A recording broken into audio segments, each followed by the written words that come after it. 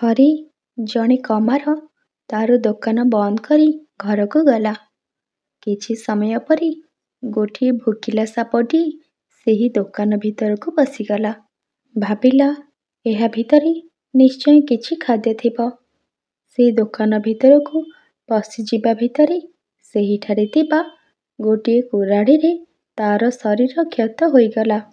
ଫଳରେ ତା ଦେହରୁ ରକ୍ତ ବାହାରିଲା।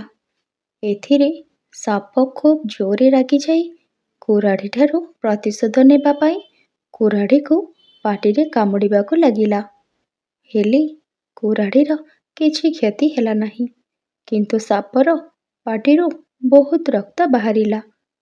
ସାପଟି ପୁଣି ରାଗିଯାଇ କୁରାଢ଼ୀକୁ ଜୋରରେ କାମୁଡ଼ିବାକୁ ଲାଗିଲା।